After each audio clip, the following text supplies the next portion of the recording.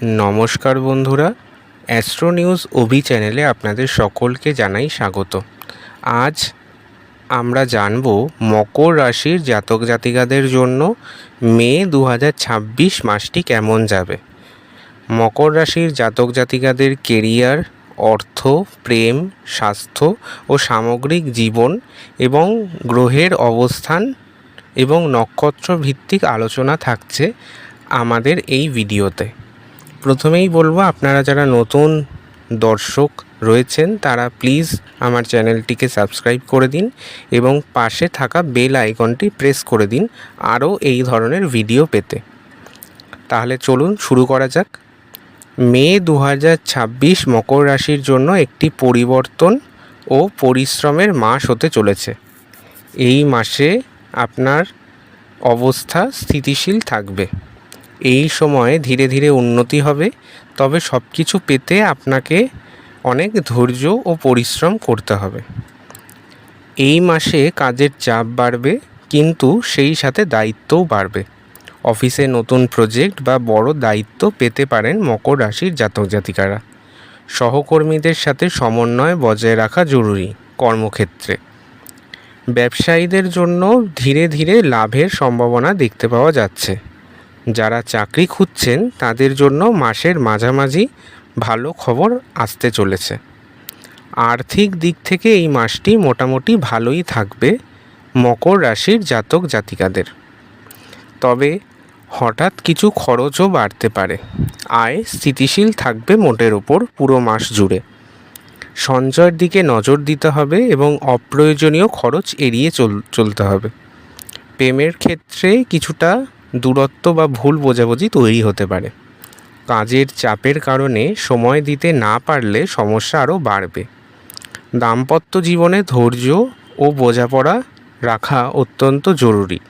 তা না হলে দাম্পত্য জীবনেও সমস্যা আসতে পারে।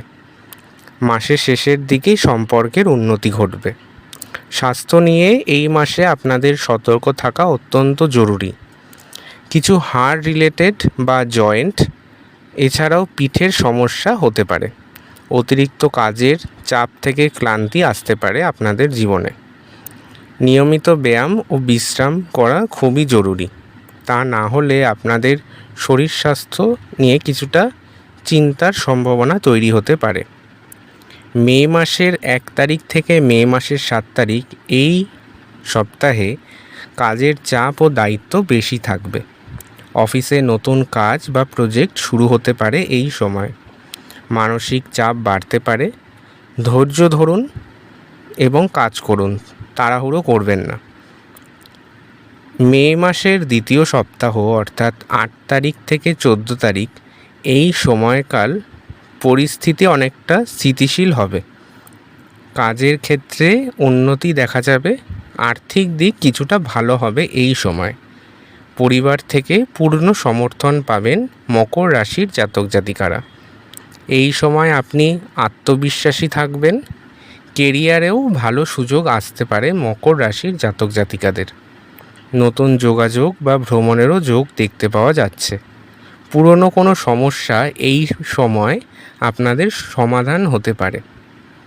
মে মাসের 22 তারিখ থেকে 31 তারিখ অর্থাৎ শেষ সপ্তাহটি সব থেকে ভালো যাবে। এই গোটা মাসের মধ্যে বড় সাফল্য বা গুরুত্বপূর্ণ কাজ সম্পন্ন হতে পারে এই সময়কালে। আর্থিক ক্ষেত্রে লাভ ও স্থিতিশীলতা আসবে। প্রেম ও পরিবারে সুখ শান্তি বৃদ্ধি পাবে এই সময়কালে। সূর্য মাসের শুরুতে আপনার পঞ্চম ভাবেতে থাকবে, যা আপনার সৃজনশীলতা, শিক্ষা ও প্রেম জীবনে উন্নতি আনবে। এরপর মে মাসের 15 তারিখের পর সূর্য ষষ্ঠ ভাবেতে চলে গেলে কর্মক্ষেত্রে আপনার চাপ সৃষ্টি করবে। তবে প্রতিযোগিতাও জয় লাভের সম্ভাবনা প্রবলভাবে দেখতে পাওয়া যাচ্ছে। চন্দ্রের দ্রুত পরিবর্তনের কারণে পুরো মাসে আপনার মানসিক অবস্থার ওঠানামা হতে পারে। বিশেষ করে সিদ্ধান্ত নিয়ন্ত্রণের ক্ষেত্রে এবং আবেগে চন্দ্র প্রভাব বিস্তার করতে পারে। সবসময় যে কোনো সিদ্ধান্ত নেওয়ার আগে সতর্কতা অবলম্বন করুন। মঙ্গল আপনার চতুর্থ ভাবেতে অবস্থান করবে, যা বাড়ি, পরিবার বা সম্পত্তি নিয়ে কিছু অস্থিরতা তৈরি করতে পারে। তবে শক্তি ও সাহসও মঙ্গলের প্রভাবে এই সময় বাড়বে আপনাদের মধ্যে। রাগ নিয়ন্ত্রণ করা এই সময় খুবই জরুরি। বুধ আপনার পঞ্চম ও ষষ্ঠ ভাবকে প্রভাবিত করবে। শিক্ষা, যোগাযোগ ও কাজের ক্ষেত্রে উন্নতিরও প্রবলভাবে যোগ দেখতে পাওয়া যাচ্ছে। নতুন প্রজেক্ট বা চুক্তিতে সাফল্য পেতে পারেন মকর রাশির জাতক জাতিকারা। ছোটোখাটো ভুল বোঝাবুঝি এই সময় তৈরি হতে পারে। বৃহস্পতি আপনার পঞ্চম ভাব থেকে ষষ্ঠ ভাবের দিকে প্রভাব ফেলবে। শিক্ষা ও প্রেম জীবনে উন্নতির যোগ দেখতে পাওয়া যাচ্ছে। কাজের ক্ষেত্রে প্রতিযোগিতায় আপনারা জয়লাভ করবেন এই সময়। শুক্র আপনার চতুর্থ ও পঞ্চম ভাবেতে প্রভাব ফেলবে, যার ফলে প্রেম ও সম্পর্কের উন্নতি ঘটবে। বাড়িতে সুখ শান্তি বৃদ্ধি পাবে।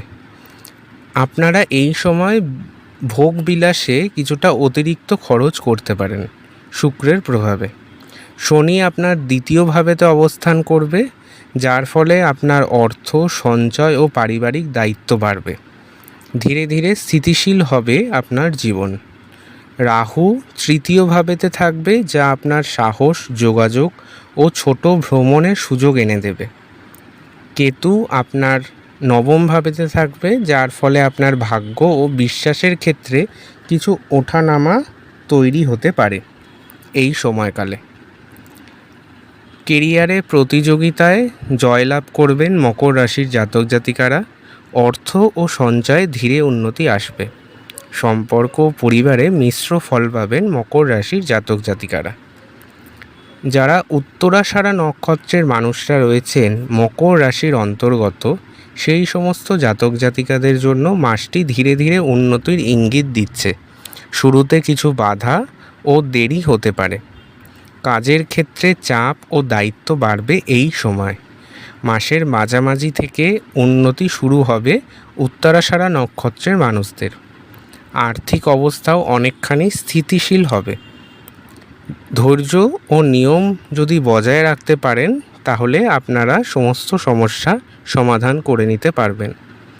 শ্রবণা নক্ষত্রের মানুষদের মে মাসটি তুলনামূলকভাবে ভালোই যাবে। নতুন সুযোগ ও যোগাযোগ বৃদ্ধি পেতে পারে। কেরিয়ারে উন্নতি ও প্রশংসা পাওয়ারও সম্ভাবনা দেখতে পাওয়া যাচ্ছে।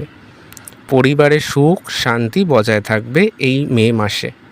ভ্রমণেরও যোগ দেখতে পাওয়া যাচ্ছে। অতিরিক্ত দায়িত্ব নেওয়া থেকে এড়িয়ে চলুন। ধনিষ্ঠা নক্ষত্রের মানুষরা যারা মকর রাশির অন্তর্গত, সেই সমস্ত জাতক জাতিকাদের জন্য মে মাসটি মিশ্র ফল দেবে। অর্থভাগ্যে ওঠানামা থাকতে পারে। কাজের ক্ষেত্রে বাড়তি কোনো চাপ সৃষ্টি হতে পারে এবং এই মাসে আপনাদের কর্মক্ষেত্রে প্রতিযোগিতাও বাড়বে সহকর্মীদের সঙ্গে। মাসের শেষের দিকে উন্নতি ও লাভের সম্ভাবনা প্রবলভাবে বৃদ্ধি পেতে পারে। নতুন কিছু সুযোগ আসতে পারে আপনাদের জীবনে। আপনারা যদি কিছু সতর্কতা অবলম্বন করেন, তাহলে এই সমস্ত সমস্যা থেকে মুক্তি পেতে পারেন। আপনাদের প্রিয় রং হলো নীল ও কালো। লাকি সংখ্যা হলো 8 ও 4 এবং লাকি দিন হলো শনিবার। আপনারা যদি কিছু প্রতিবিধান মেনে চলেন, তাহলে আপনারা আপনাদের জীবনকে আরও সুন্দর করে তুলতে পারবেন। আপনারা যদি প্রতি শনিবার নিরামিষ আহার করেন, প্রতি শনিবার কোনো শনি মন্দিরে তেলের দান করেন এবং ওম শম শনিশ্চরায় নমঃ এই মন্ত্রটি যদি প্রতি শনিবার 7 বার করে জপ করেন, তাহলে আপনারা আপনাদের জীবনকে অনেক সুন্দর করে তুলতে পারবেন এবং আপনাদের জীবনের সমস্যা সমাধান ঘটবে। এই প্রতিকারগুলো পালন করলে আপনাদের ভাগ্য শক্তিশালী হবে, কেরিয়ার ও অর্থভাগ্যে উন্নতি ঘটবে এবং শনি মহারাজের কৃপায় আপনাদের মানসিক শান্তি ও আত্মবিশ্বাস বাড়বে। বন্ধুরা, ভিডিওটি যদি ভালো লেগে থাকে তাহলে অবশ্যই লাইক, শেয়ার এবং সাবস্ক্রাইব করতে ভুলবেন না। আবার দেখা হবে নতুন ভিডিওতে। ধন্যবাদ। ভালো থাকবেন সবাই।